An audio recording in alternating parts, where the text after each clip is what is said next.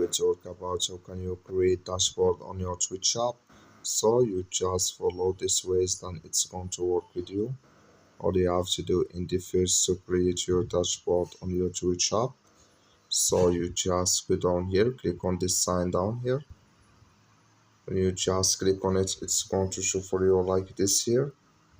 So then you just click here on create dashboard here, just click on it.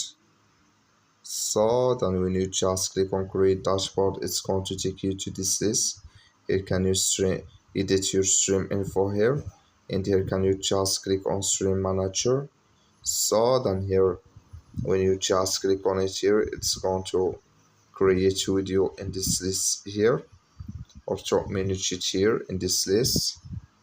So on your Twitch shop, so you just switch into open video. So then here can you manage it here in this list. That's all you have to do. Thank you for watching. Don't forget to support us by liking and subscribe.